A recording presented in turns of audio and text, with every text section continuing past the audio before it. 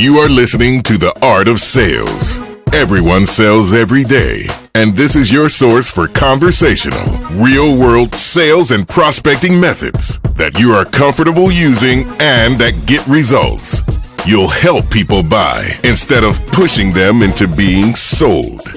Here's your host, Art Sobczak. As the tagline of this podcast implies, and as Big Voice Guy says in every intro, my sales philosophy is that we are more successful when we help people buy instead of trying to push them into being sold. And our special guest today has been using that methodology very successfully for years and has a new, fascinating, entertaining book that details his process and how you can use his methods in your own sales and prospecting. Oren Klaff is one of the world's leading experts on sales, raising capital, and negotiation. His first book, Pitch Anything, is required reading throughout Silicon Valley, Wall Street, and the Fortune 500, with more than, get this, 1 million copies in print worldwide. He's written for the Harvard Business Review, Inc., Advertising Age, Entrepreneur, and has been featured in hundreds of periodicals, podcasts, and blogs. He's an investment partner in a $200 million private equity investment fund, and in his spare time is a motorcycle enthusiast. Oren, welcome. Hey, thank you. I appreciate it. That was a very nice introduction. Better than most. Well, thank you. Hey, let's get to the important stuff first. Tell us about your interest in motorcycles.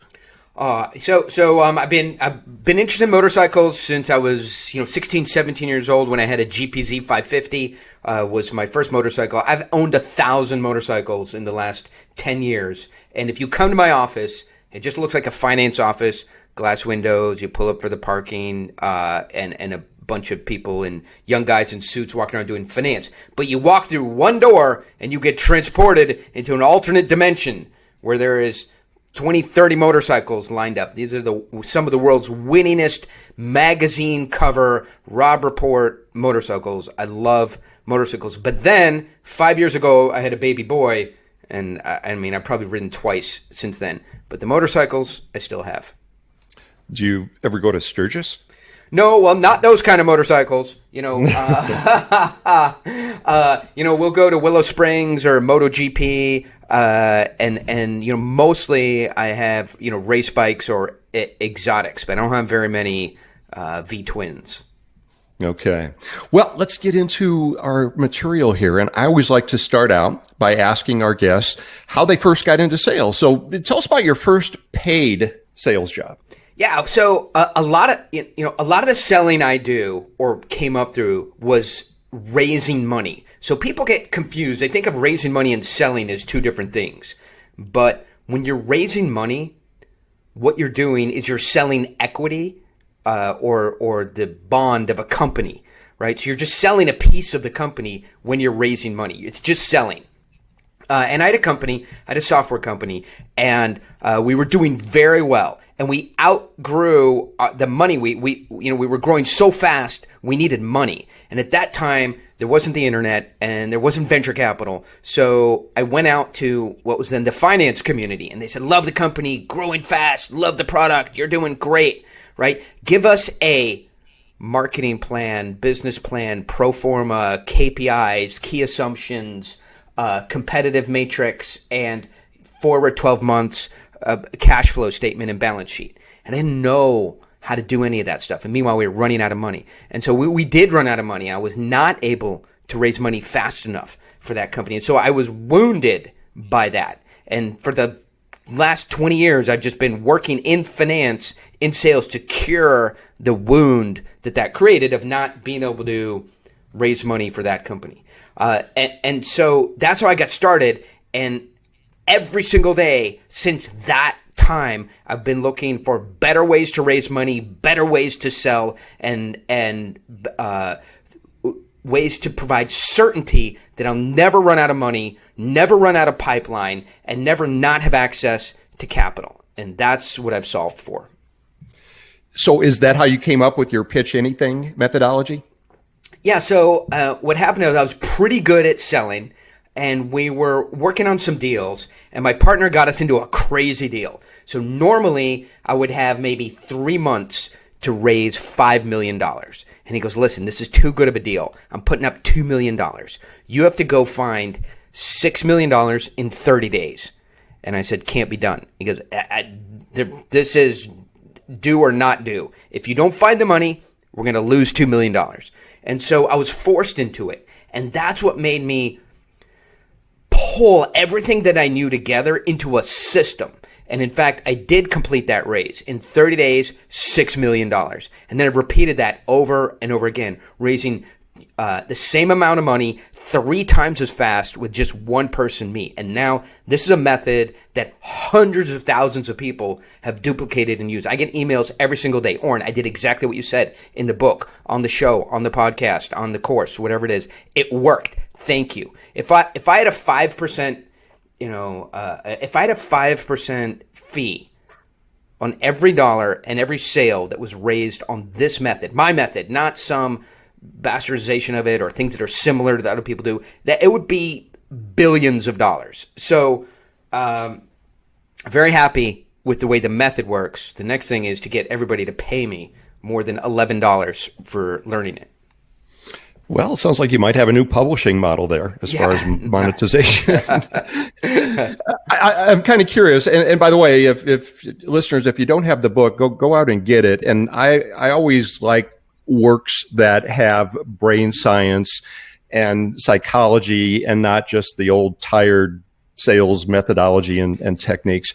Tell us a little bit about how you got into the study of the brain and you use so much of it in that book. So a couple things on that. First of all, when I read sales books, right, or have read, starting from Tom Hopkins and Zig Ziglar, rest in peace, all that stuff. I mean, everybody's just writing the same thing in a different way. Like, copy the author on the right and write the same thing in a slightly different way.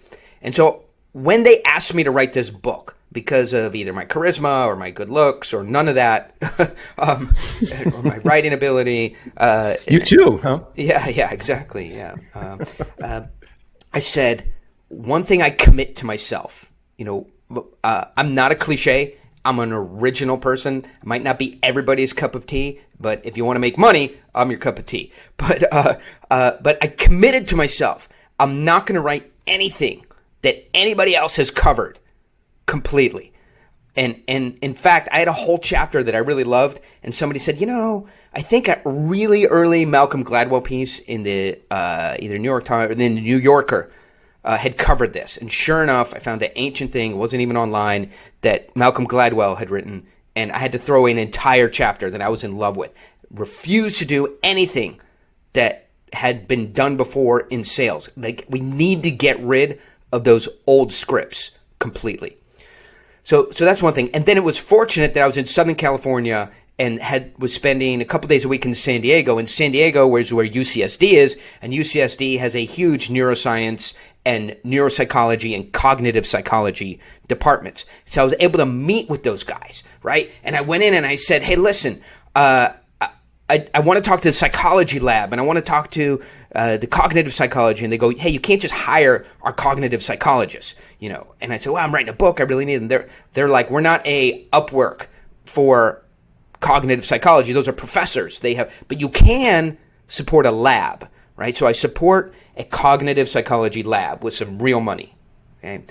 The professor comes, I meet with him, and he says, oh, I think you supported the wrong lab. We're cognitive psychology. We don't care about feelings, emotions, why, or feelings in any way. What we do is understand how information is processed through the human mind, right? And so I started talking to him, and he said, stop, Oren, you're confused. Like, you're trying to solve all these sales problems and ways to influence and persuade and cognitive biases and all that stuff. You do not understand how information gets into the mind, moves through the mind, and gets to a point where a decision is made, like physically, not emotionally. You're too caught up on feelings, emotions, and whys. You need to understand how information is processed. Once you do that, it'll be a lot easier. So that was my breakthrough, is understanding how the brain functionally processes information, and that led me to Pitch Anything and these methods that are so effective that other people either don't know or are doing, but haven't cataloged what's working. So fast forward. Now, your new book, and the title is Flip the Script, Getting People to Think Your Idea is Their Idea, is the follow-up to that. Tell us why you wrote it and what it is. Yeah, in one sense, I wrote it because for 8 years, my agent would call me every 24 hours and go, when are you going to write another book? And I said, not now, not now, not now. And it's funny. I went and met with a bunch of publishers, and HarperCollins actually was one. The senior publisher there talks to me, and she goes, Pitch Anything's an amazing book, 1 million copies. That's like out of control. I don't think you have a second book in you. Guys like you, Tim Ferriss, Ramit, Oren Klaff, like you guys are one book wonders. Every time we do a second book with you idiots, it's never good. So in a way that's true. Like guys like me who created a method and we wrote it up, we sort of don't have another method because this is what we live, we eat, we do, we believe in. It's our belief system. But Flip the Script is actually an incredible follow-on to Pitch Anything, and it's very timely. And the reason I wrote it is because Pitch Anything shows you, it changes your belief system about what's possible, right? When you go into a sale, you don't have to chase it. You don't have to perform for it. You never get to a point where you say, well, so that's our presentation. That's what we have. So what do you think? Is this something you'd be interested in? So Pitch Anything changes your belief system that when you go to sell a prospect, you are the most important person in that room, in that deal. They need you more than you need them. They have the problem. You don't have that problem. You solve their problem all the time. You've done it 1,000 times. You can do it easily, efficiently, effectively, and with certainty. And they need you more than you need them. And all they have is money. And money's a commodity, and you can get it anywhere. Out of an ATM machine. You could borrow it from your uncle, right? So getting people to understand that the buyers need to chase the sellers. You as a seller have the best product, the most know-how, the most amount of integrity, the most effective way for the buyer to solve his problem, right? And in essence, Pitch Anything showed you that you're not asking someone to do business with you or promising them stuff, right? And it's based on the notion people want what they can't have, people chase that which moves away from them, and people only value that which they pay for.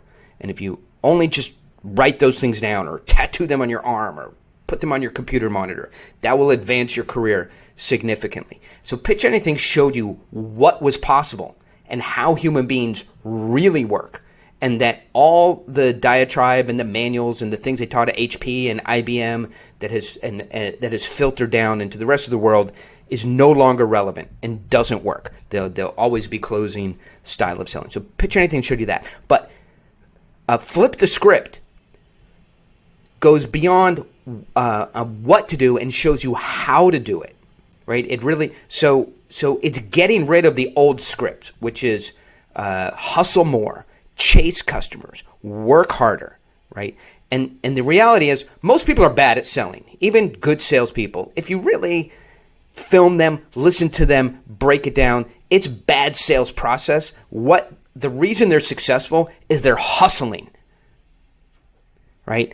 But as you shift out of needing money, right, and willing to work 40, 50, 60, 80 hours a week, hustle, you start to say, hey, how can I take care of my body? How can I take care of my family? How can I take care of my friends? How can I live a life that is balanced and beautiful and not just the hustle of work, right? And when you start asking those questions, the reality is you need to get out of the old scripts, because the old scripts, even if you look at Instagram today, right, they are perpetuating the conspiracy of the old script.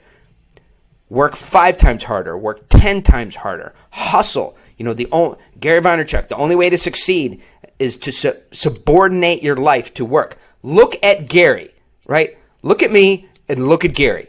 I can't see either of us right now. Gary's a good guy, right? He's a sage or an oracle for a new generation. But at the core of his message is subordinate your entire life to work. And the core of my message is those scripts will kill you. Don't use them. Flip the script where you can pitch 5 guys, get 4 yeses, and choose 2 real customers to work with. That's what flip the script is about. What do you mean? Don't you spend like 10 hours a day putting out 1,000 pieces of content? Yeah, no, I don't, sadly, right? And it's a huge, people tell me to do that, right? And I've always found that to be insane, and as well as the whole numbers game mentality of you got to place 200 calls. I mean that's insanity. Let me tell you a quick story on that. You indulge me for 30 seconds. So, Pitch Anything took me a year to write. By the way, don't agree to do a book. Don't take money to do a book. It will murder you, right? Because by the work, one knows the workman. The book will know when it's done. There's no deadline. You can't do a book on a deadline.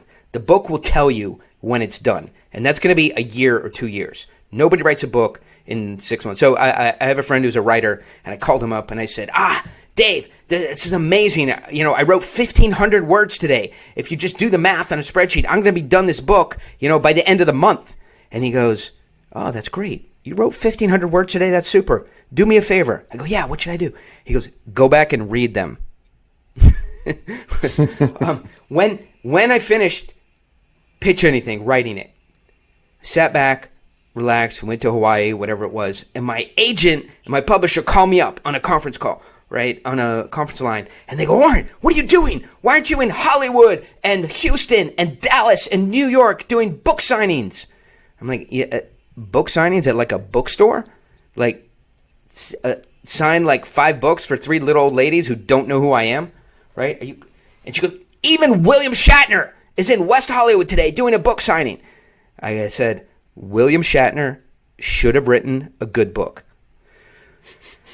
So to your point, you don't need to put out 5,000 pieces of micro content a day that all suck. If you can put out something that is meaningful, changes the old scripts into new scripts that work better, and Pitch Anything, 1 piece of work released 1 time with no marketing, never, not a single ad, not a single dollar into marketing. A couple podcasts here and there when guys like you were, nice enough to give me some of their airways. Sold 1 million copies. I just did a podcast with a guy in Russia. He holds up the book. I go, what is that? He goes, it's Pitch Anything in Russian. I go, no, I've licensed Pitch Anything in Russia. That ain't it. So there's people printing that book, right? Clandestinely, because they want people to have it or they can make money. So what? Quality over quantity. And I know everybody's saying quantity. Dial more, hustle more, work more, put more hours in your day. And I'm here to say stop. That script is the old script and it's going to kill you, right? And it's okay if to work hard and chase and hunt in for the premise of feeding your family and surviving, right? And getting ahead. It is fine if you have to, but that's a conspiracy theory. You do not have to work that hard. You can slow the pace down. You can use scripts that are better and methods that are better to convert good customers into non-discounted good accounts. I agree with you. And let's actually get into the content in the book. And I actually spent yesterday going through the entire thing, and I compliment you, and I do recommend this book wholeheartedly. So and we'll give you the information on how to get it here. And what I really liked about it, of course, was that it's similar to the principles that I've been teaching for years, and similar to helping people think about a need or a pain or problem, even if they didn't realize they had one before they spoke with us. And you call that Inception. So tell us about that. Yeah. So I use this example. Guy walks into our office. He's looking for someone to help him sell his company. That's a $30 million thing, right? They're not going to decide in 20 minutes, 30 minutes on on that. They have to talk to their lawyer and their CPA and their wife and their partner and their employees and their CFO, right? So you pitch them, and they do have to think about it, right? And so when they say, hey, we need to think about it, send us a proposal, in a way you have to do a little bit of that. There's no grandstand that can force them, hey, press hard, Mr. Jones, 5th copy's yours. So anyway, we pitch him. It's a good meeting. He leaves the building. Whew. Wipe a sweater brow. That went well. Hey, guys, really good pitch. 60 seconds later, he comes back in the front door, right? This is never good, because most of the time it means they went to their car to get a gun out of the glove box, right? Why are you back here? You already left. So he comes back in the conference room, and he's got his briefcase, and he opens it up, and he takes out a check, and he writes us a huge check and says, here, let's get started. That is Inception.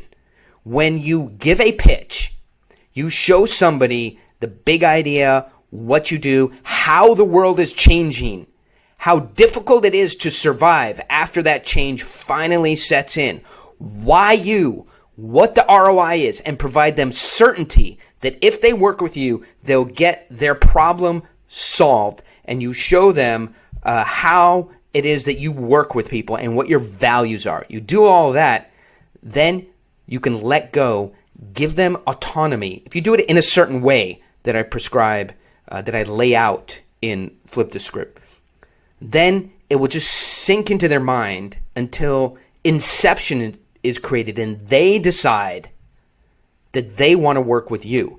Now, what's significant about that? Who cares, right? You say, you pitch them and you say, so what do you think? Should we go ahead? And they go, well, we need to think about it. And then you say, look, what if we could do it for 20% less? Would that mean we can move forward today, right? It's a one-time offer. And they go, yeah, that convinces us, right? So that's a sale. Or they walk in the back in the door and they go, I was sitting in my car for 60 seconds. I thought about it. I decided I don't want to miss out on this. I just want to work with you guys. What's the difference? It's both a sale, right? The reality is when they decide, the idea comes from inside of them, from in their own mind, in their own decision-making process, that they want to work with you.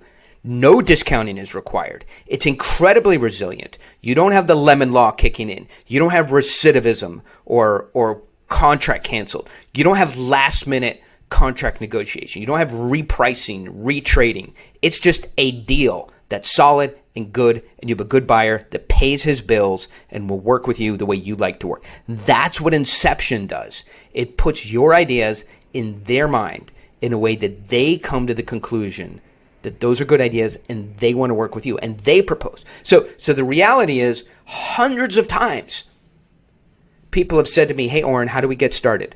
There's no close, right? If you said, Oren, what's your best close? I would go, well, it's, no, well, it's, no, it's not that. I go, I don't think I have a close, because I will never ask you, hey, so is it a go-ahead? If I send over the contract, will you sign it? Are we in agreement? The deal is closed when you say to me, hey, Oren, I love this. Let's go ahead. And in fact, some people will say, and I think in terms of a script, this is important. If you've done your job right in the pitch, as I've laid it out in Pitch Anything and in Flip the Script, right? And the buyer says to me, hey, I really like this. Why don't we go ahead and get started and do it? Let's start working together. Just like that. I'll say, what? Are you kidding me? No, that is, to me, that is nothing, right? The work is so hard to do. The problem you have is so screwed up. I have to put so much time and energy to ramping up and helping you out. That is nothing. You got to say, hey, Oren, and look me in the eye and say, I love this proposal. I'm really committed to this. I'm excited to be working together. And have a tremendous amount of confidence that we're not only going to be in business together for this deal, but in future deals, and we're going to be lifelong friends. And I couldn't be more excited and optimistic about this plan, right? I love you, and I love the way you work. And until you can tell me something like that, I'm not in. Now, I know that sounds crazy, and I don't recommend you start there, right? I don't think you would recommend to people as well. But what I want to assure you is that it's possible.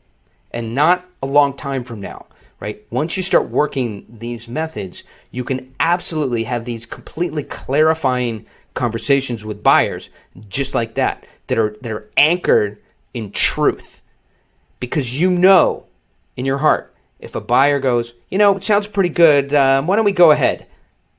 That thing has a 50% chance of falling apart. I mean, I don't know. You tell me from your experience.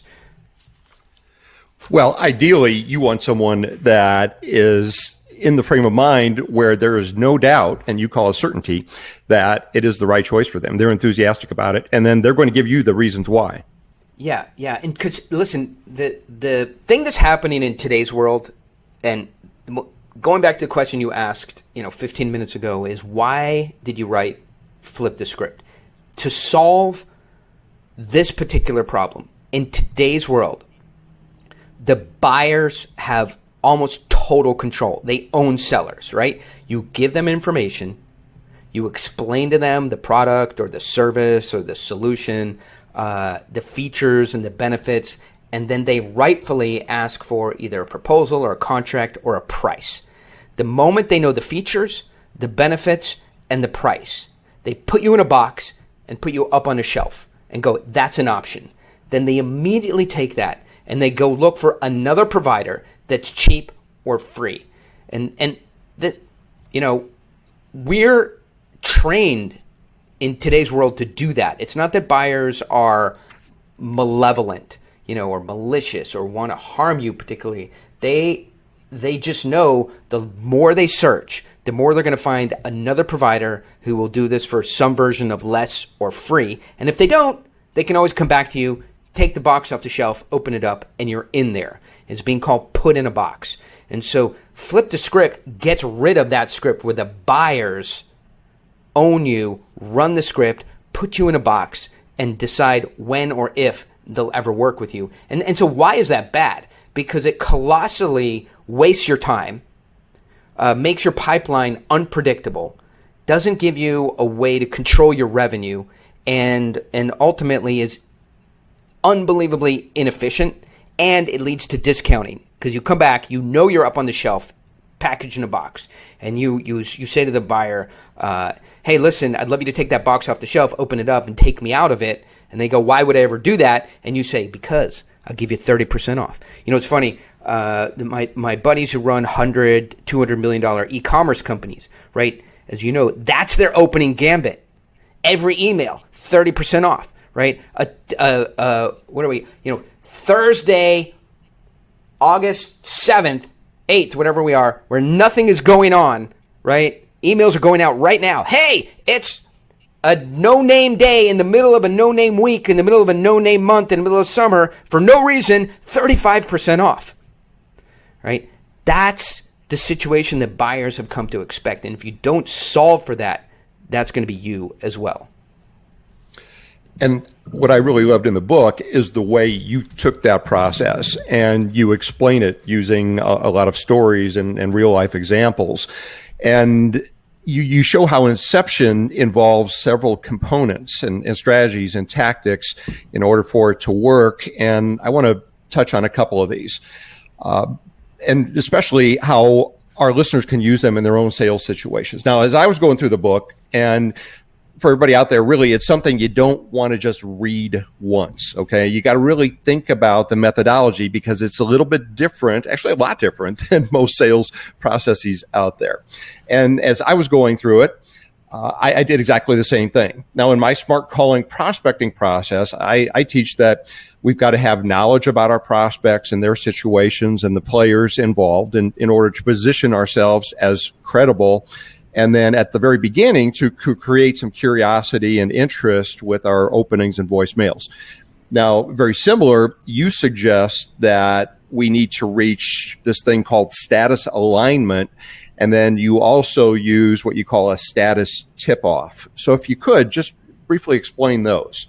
Yeah, sure. So, I think it's good to read the book and get the instruction from the story. But conceptually, if buyers don't believe you're an insider to their world, and they view you, they frame you, they lens you, they believe, their belief system is that you're an outsider and you don't know about their workaday, their insider language, the way they talk to each other, then it is incredibly hard for them to believe you, trust you, and want to work with you, right? So that, it's interesting, in America at least, we identify with the work we do, right? You don't walk up to somebody and say, hey, how many motorcycles do you have? Or what sports did you play in high school? Or, how many kids do you have? That would almost be rude. Like, are you married and do you have kids?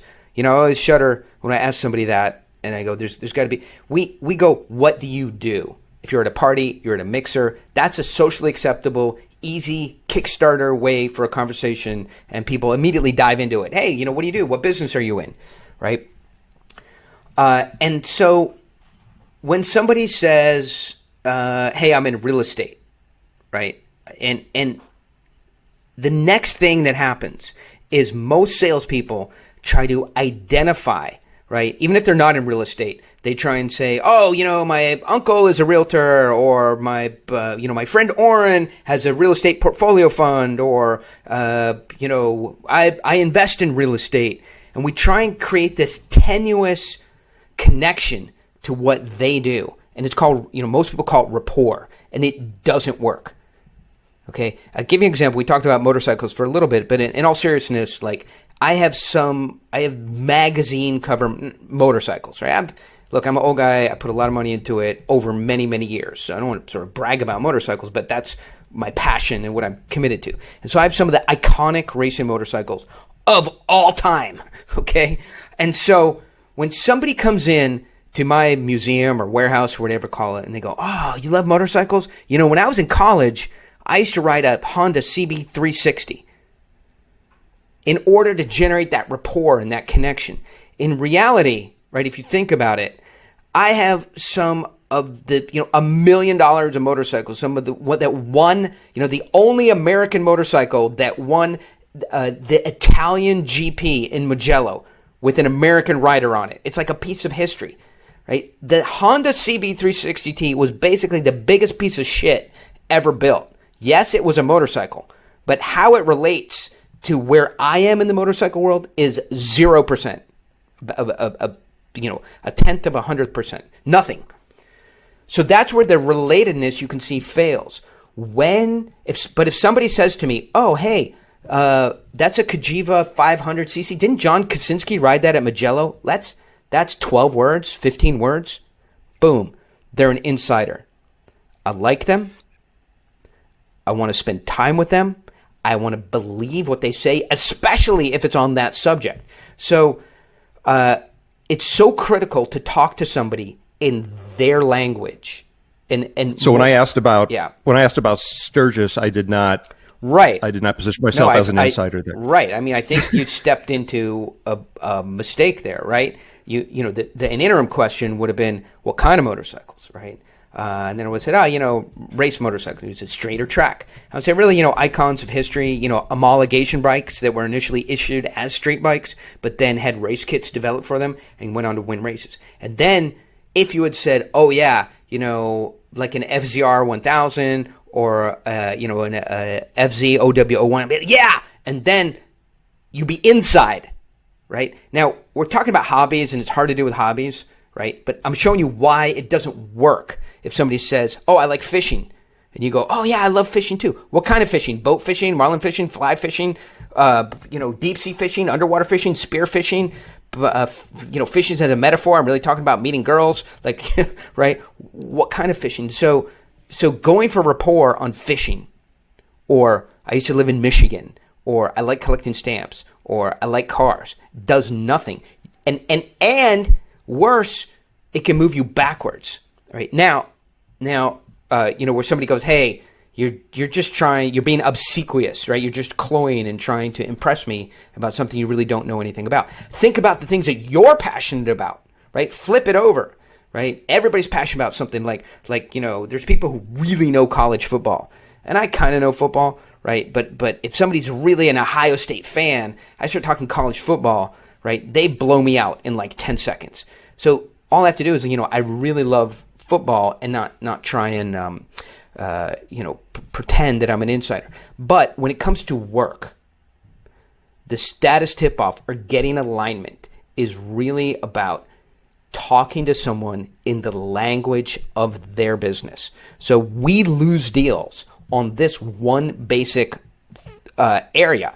And if somebody comes in and says, "Hey, we want you to help sell our product or sell our company or raise money for us or help improve our sales," and they are, for example, I've used this example before, a semiconductor company, which I basically know nothing about, right?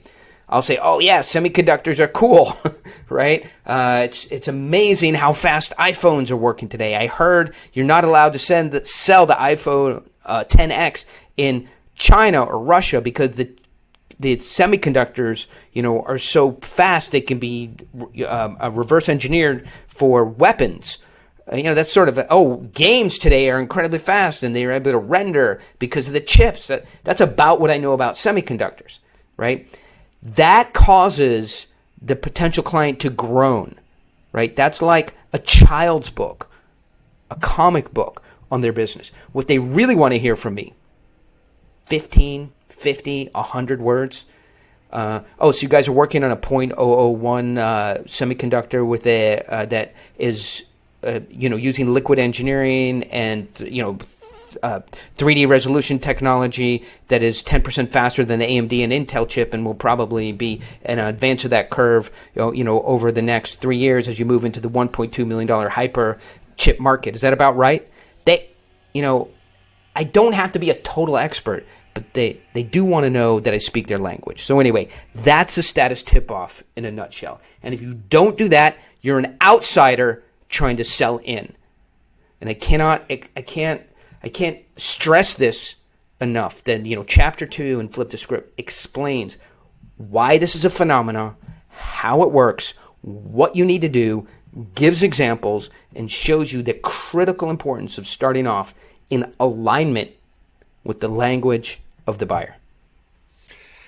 And it kills me how many managers are still out there suggesting that their salespeople make 200 calls per day. You don't need to know anything about the people you're calling. All you want to do is just get the appointment. And that totally goes against everything that you're saying here. And to me, again, that's insanity. Well, can I say it this way? I think people are drowning in leads, right? And conversion is horrible. I vision these mountain climbers, on K2 in Nepal, and they're standing, they got lost and they've used up all their supplies, and they're standing on ice and they're dying of thirst, right? I don't know if one of the movies, that was a real situation, right? The guys, they're literally standing on ice and they're dying of thirst. And that's like leads. Everybody is standing on mountains of leads, and conversion is zero for these reasons that we're talking about here. I agree. Let's go to the next step here. You talk about the concept of creating certainty and then using a very specific technique called the flash roll, which I found fascinating. So tell us about those. Yeah. So again, I don't want to teach the book on a webinar here, but how can I, in a shorter amount of time, make this important to people? I think if somebody doesn't believe that your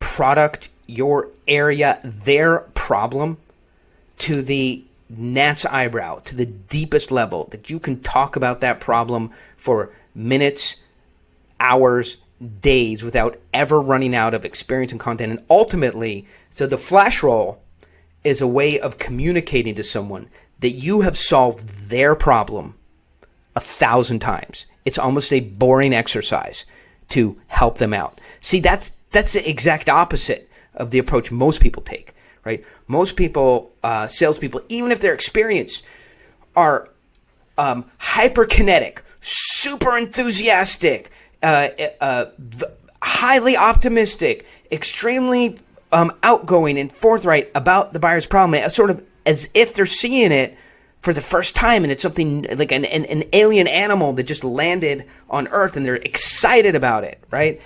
Really what the buyer wants you to be is bored by their problem, not excited by it. They want you, I think the example I would use is, let me see, so are you a car guy? Or what? I'm not at all. Okay, what kind of car are you tooling around in? Right now, I have a high-end pickup. An F-150, a Raptor? Or yeah, Platinum. Oh, okay, nice. Yeah, don't be ashamed of that. It's a beautiful truck. I love trucks. I own, like, you know, by the way, I have a 1956 F100. And then all the way up to many. I love trucks, so that's awesome. So you take your F-150 down to it's making a noise, right? And you're on vacation, you're in the middle of nowhere. There's no Ford dealership, right? There's a couple repair shops, and you're a little nervous, but you know it's a 400-mile drive back home. You got to get this noise checked out. You drive to a mechanic, and he looks at it and he goes, Yep, definitely something not good here. Look, why don't you leave it here? We'll take a look at it. We'll give you a call tomorrow, and give you an idea of what we found. It's $200, you know, for the assessment. And if we do the work, you know, we'll credit the $200 to the work, right? And I'm sure you've been in that situation before. Everybody has. And you just go, I'm just going to check one more shop. You take it to the next shop. Mechanic walks up to it. Not just any mechanic, you know, he's got Ford tattooed on his forearm. He kicks a tire, has his hands in the pocket, listens to the noise, and he goes, oh, yeah. Yeah, so that's the alternator. It's got a 2373 fan belt on it. I can see it right here. You know, really at the factory, when they ended up running this line, they finished up using 2372. It should have been the 2373 4A. You can see right here this rub mark. That means the throwout bearing is starting to vibrate a little bit. It's actually going to get back into the rear end. It's probably going to cause $10,000-$15,000 damage if you let it go another 400 miles. We see this 4 or 5 times a week. We keep a stock of 20, 30 of those alternators in back because we do them so often. Tell you what, if you leave it here, I'll throw the alternator on it. We'll have it done by 5 o'clock, and it'll be $600 start to finish. Sound good? That's they could tell me a flash roll. They could tell. Yeah. They could tell me my muffler belt was loose, and I would say, okay, well, what's it going to take? Right. So the guy is not trying to teach you how much he knows, how good he is, what his capabilities are, telling you about his track record.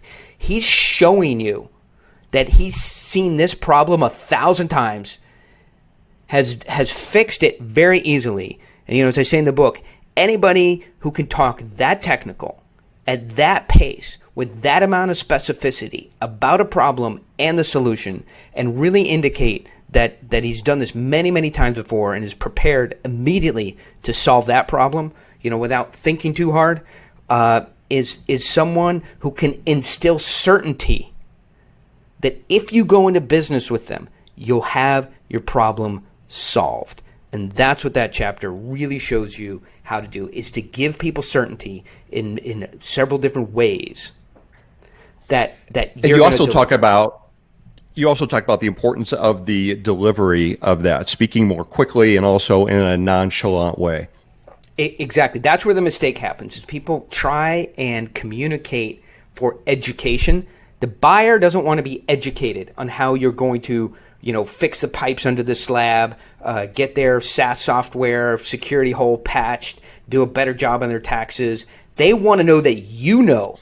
They don't want you to teach them. And most salespeople don't divide that line well enough or at all. Oren, we could talk for hours, and like you said, we're not going to give an entire webinar here. We've just touched on a couple of the early concepts in the book, and we are out of time here. I do want to have you back on in the future so we can drill deeper into some of these. For now, can you give just a couple final suggestions that anyone in sales can use? Yeah, I'm not sure what chapter, I think it's chapter 4 in the book. I go over pre-wired ideas that already exist in the human mind that you can just tap into. That way you don't have to convince people of things, which takes a long time, a lot of energy, a lot of thinking, and has a low hit rate. A pre-wired idea is already sitting in the brain. Like, I talked to a friend of mine who's a very well-known screenwriter. He wrote The Hunted, wrote Collateral Damage, and some movies you'd be familiar with, Nagasaki Deadline. And he said, look, there's only 7 if you want to do a big budget movie, there's only 7 plots that are acceptable to the studios because they work. Man against man. Man against himself. Man against nature. Man loves woman, right? And that's 4 and whatever the other 3 are. And that's it. You do any plot outside of that and you ain't got a movie. So in the same way, the human mind has these pre-wired ideas. And the number one pre-wired idea in the human mind is winter is coming. When people believe that there's an environmental change that's going to completely radicalize their business in terms of what works, what doesn't, who gets revenue, and who doesn't. And you know, once winter comes, how things will work and how to make money and succeed. That is something that buyers will pay attention to. And to give you an example that I use, from podcast every once in a while, is when stadium seating came to the theater industry. Not the stadium seating that you guys know, with you young guys, there was sushi and reclining seats and you push a button and get a beer. Not that kind of stadium seating. Just a crappy plastic seat that's higher up than the seat in front of it. When that came 20, 30 years ago to the theater industry, it was a nuclear winter for every other kind of theater. And so in essence, and to answer your question, if you as a salesperson can tell your buyer, stadium seating is coming to your industry, whatever that's equivalent of stadium seating is, tariffs, regulation, SaaS, cloud, whatever it is. Stadium seating is coming to your industry and it's going to wipe out your theaters, right? And you have 8 months to make a complete change. And if you don't make that change, bye-bye. But if you do want to make that change, I'm the number one expert in installing, figuring out, marketing, upgrading, permitting, building stadium seats. And you'll survive in the next cycle of the theater industry. So that's the one thing, if people had to focus on, I think would make a huge difference. And there are a couple other pre-wired ideas. And of course, you can find out about those by getting the book. And how can they get it, Oren? Well, it's really hard. I made it as hard as possible. You go to Amazon and you type in anything. And it will fail. If you type in flip the script on Amazon, that's the thing I would recommend. If you want supplements to the book, both Pitch Anything and Flip the Script, then you just go to orenklaff.com. orenklaff.com. The internet knows half the internet is dedicated to Oren Klaff. So, you just start typing that in. You go to orenklaff.com, put your name in, and I'll send you compliments and worksheets and ideas that support the book. But just get the book from Amazon. And by the way, it will probably sell out. Like when my books come online, they go fast. So I do recommend getting it on the release date, immediately, because people will call me up. It's funny, just a quick story. A guy named Ed Dale calls me up, or sends an email, voicemail, whatever, wants to talk to me. I'm like, so many people want to talk to me. I'm a C-level celebrity. Who do you think you are? Right? And so I'm not able to respond to him. So he sends another email. He goes, don't want to talk to me? Watch this, right? He emails his list and he goes, everybody buy 10 copies of Pitch Anything, and sells out like 2 months supply. We can't get them back. The publisher can't order enough fast enough. So this thing does sell out if I make people mad enough to do that. Well, we don't want to do that. So we'll have the links in the show notes as well, so you can go see those at theartofsales.com. Oren, one of our regular features is the quote of the day. Your attitude will be iron every way, you'll never feel what they say. It's the art of the sales quote of the day. So what is one of your favorite quotes, and tell us why that's important to you? Yeah, so if I think about it, one of my favorite quotes that I'm using all the time is and my quotes are all apply to in sales, right? Because a quote isn't really good to me unless I can use it inside of a sale. And so my quote is this: hey, I'm really happy to be here today with you guys. We're excited to show you what we have, and we think that what we have is really going to make a difference for you. And I know you're going to be evaluating us today, deciding if we're good for you, if we have the right product, if we could work together. As much as you're evaluating us, I'm evaluating you. So we got a lot of work today. Let's get started. That to me, as much as you're evaluating me, I'm evaluating you, is for me the quote of the day, the quote of the week, the quote of the month, the quote of the lifetime, because that works. And you're starting out a meeting with that? I'm starting out a meeting. That is, 62 seconds into a meeting. And what's the normal reaction to that? Yeah, we totally agree. That sounds good. Excited. We never hear that. We're excited to show you, what we're capable of doing, why we're a good customer. Excited to get started. Thank you for coming in. Never. Now, look, my voice and my tone can sound aggressive. You can say this however you want to say it in the nicest way possible. You can sound like you're playing a violin while you're doing it, right?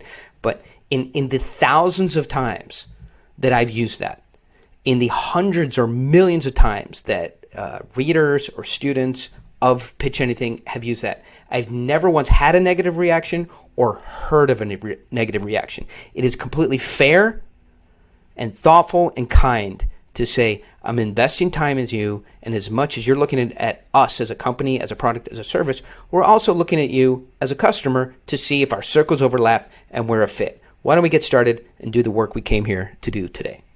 Awesome. So if listeners, you're intrigued by that at all, make sure you also get a copy of Pitch Anything, because Oren goes into the entire process and the psychology of framing, which that will make sense to you using that quote and using that line in your own presentations. Oren, thank you again so much. The time just flew by. Thank you so much for sharing your knowledge, your experience, and your stories with us. And hey, for everybody listening, you probably know someone who could get value from listening to this episode as well. So send them over to our show site, theartofsales.com, theartofsales.com. Also post this on social media and tell them what a great episode this was. And if you'd like hundreds of other sales tips that you could benefit from right now, go over to our blog at smartcalling.com, smartcalling.com. And thank you for investing your valuable sales time with us today. Until next time, go